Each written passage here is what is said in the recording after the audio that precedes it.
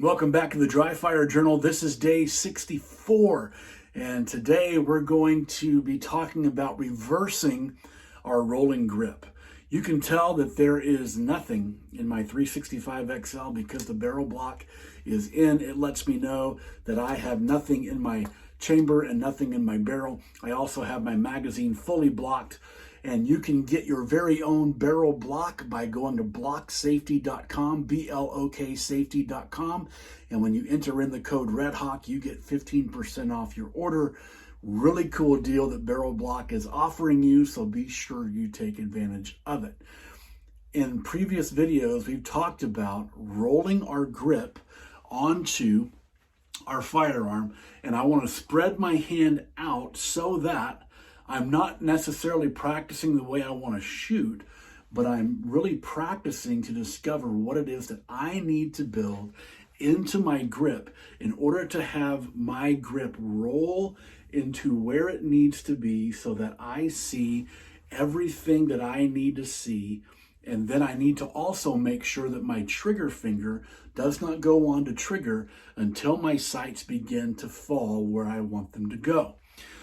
So, as I build my grip, I want my support hand to roll on. I want to find my tactile marker right here, and that's for me, not for you. I want to find my tactile marker and let my grip roll forward so that my thumb is forward with pressure and that I am seeing what I need to see. And as my sights fall into place, once I see them falling, that is when my shooting finger can go onto the trigger.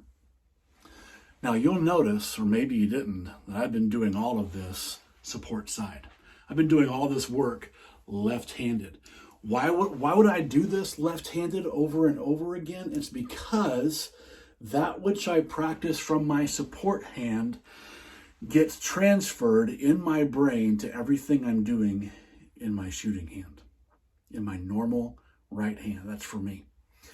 So if I practice with my left hand where I don't have as many bad habits or training scars or preconceptions, the more I practice this with my support side and do this backwards, the more I am going to be able to think what really needs to happen.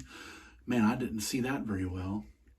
I need to think what needs to happen, and the more I think about what needs to happen, the more my brain is going to transfer that into my natural side of shooting. So, spread your hand apart, let it build. Once you find your tactile marker, let it roll forward, thumb high with pressure, and as the sights fall is when my finger goes on trigger, and then I'm able to press my shot. This is worth your time, I promise. So give it some work today, and I'll see you tomorrow.